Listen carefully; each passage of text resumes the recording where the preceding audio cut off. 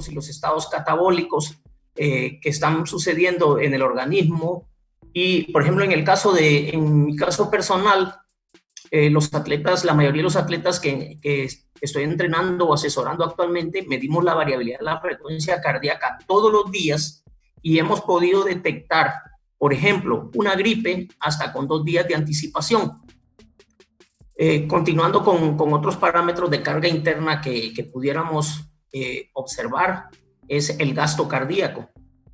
Sabemos que el gasto cardíaco está representado por el volumen de sangre multiplicado por la eyección o la fuerza de contracción, que nos indica el grado de sangre que está siendo bombeada, lo cual también está relacionado con la intensidad.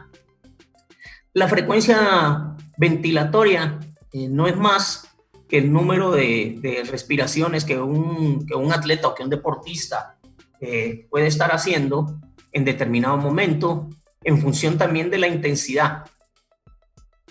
El volumen ventilatorio minuto, que es la cantidad de aire que ingresa y que sale.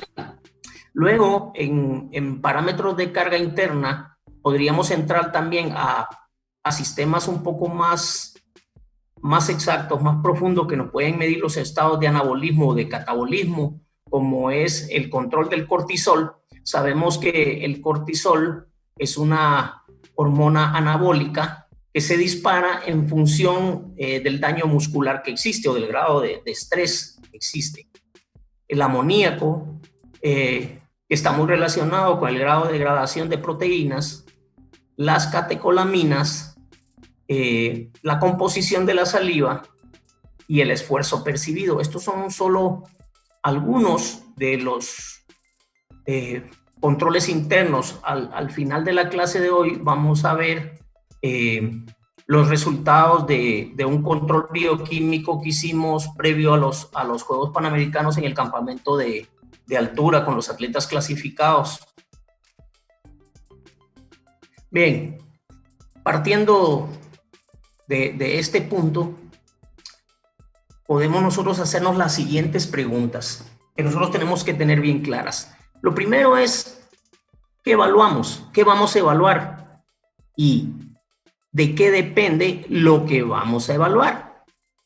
Para eso, nosotros tenemos que hacer la caracterización de nuestro deporte. Esto significa que nosotros tenemos que conocer las características, las necesidades energéticas, biomecánicas, psicológicas, nutricionales, antropométricas del deporte que practicamos, del deporte en el cual somos nosotros entrenadores. Aquí en la diapositiva vemos, no son las mismas necesidades de evaluación de un deporte como el fútbol al atletismo. No es lo mismo las necesidades de evaluación que tiene un deporte de combate con un deporte de fuerza explosiva como el voleibol. A esto le llamamos caracterizar el deporte, saber cuáles son todas las condicionantes de mi deporte, porque en función de eso, de las características y necesidades del deporte, vamos a establecer las evaluaciones y los controles. Por eso, desde ya, quiero que vayan poniendo atención a la clase para que mientras vamos desarrollando la clase, ustedes vayan haciendo una comparación o tratando de ubicar y caracterizar su deporte, porque esta es uno de los trabajos principales que vamos a desarrollar, ya que, como lo expresé anteriormente, el poder nosotros tener éxito en la evaluación y el control depende de que escojamos los tests y los controles adecuados, acordes a las características de mi deporte. Algunos aspectos que podemos conocer para nosotros poder caracterizar nuestro deporte. Uno es el tipo de movimientos. Cuando hablamos de tipo de movimientos, nosotros sabemos primero si son cíclicos, si son acíclicos. Con qué frecuencia en la competencia, tomando como parámetro para poder establecer el tipo de movimientos, los gestos realizados en la competencia. Para poner un ejemplo, En carrera, el maratón se corre a 195 o 200 zancadas por minuto. En ciclismo, por ejemplo, se compite arriba de 80 revoluciones por minuto. Otro aspecto, ¿por qué es importante esto? Porque en función de eso nos va a determinar, como hablaban en la clase de fisiología, qué sistema energético se va a utilizar y qué tipo de fibra muscular es la que va a estar implicada en los movimientos. Duración de los movimientos o del evento. Esto es muy importante porque en función de la duración del evento, nosotros vamos a determinar qué sistema energético será el predominante. Si es un deporte con gestos alácticos, si es un deporte con lactácido, si es un deporte donde lo más importante es el consumo de oxígeno, o si es el umbral, o si depende la economía de esfuerzo. La duración de nuestro evento es lo que nos va a determinar muchas del resto de las características. ¿Cuáles son las cualidades motrices predominantes en mi deporte?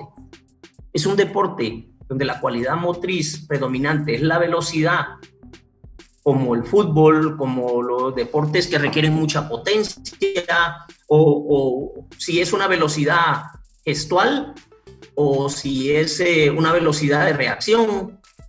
Si la velocidad es una velocidad con movimiento de reacción conocida, o si es un movimiento con una velocidad con toma de decisiones, como en el caso del fútbol, que los movimientos o las jugadas nunca van a ser iguales, van a cambiar, y el atleta tiene que tener la capacidad de poder discernir qué movimiento tiene que realizar en función de las condiciones, o si las cualidades motrices predominantes son la fuerza o la resistencia. Si en el caso de la cualidad motriz es la fuerza, ¿qué tipo de fuerza?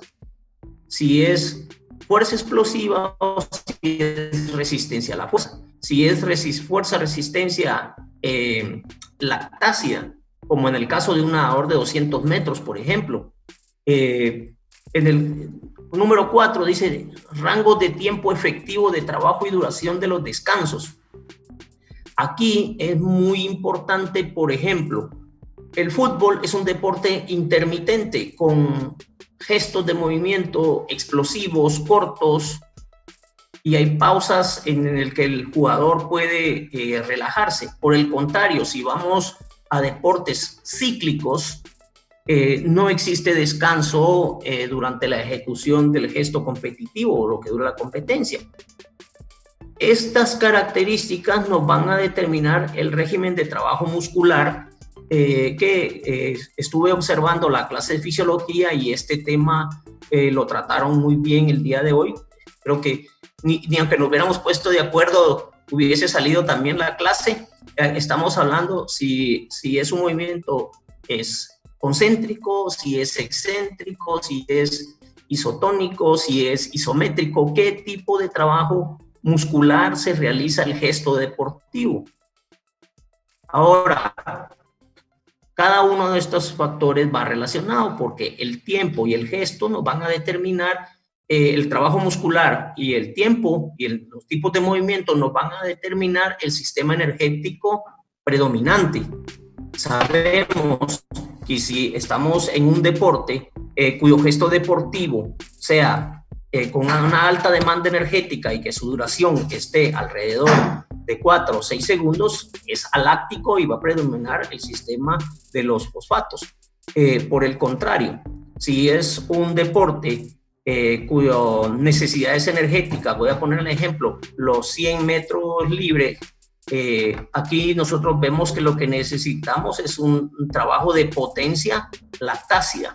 Si estamos hablando de un trabajo de 800 metros en el atletismo, estamos hablando de un trabajo de capacidad lactácida.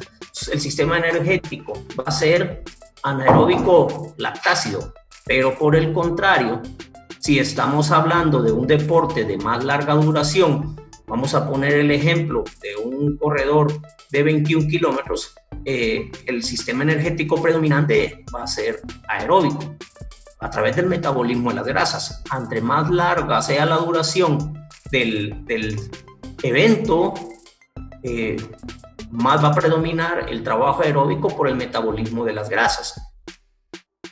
Los rangos de frecuencia cardíaca van a estar relacionados también con el sistema energético, la intensidad y el tiempo de duración.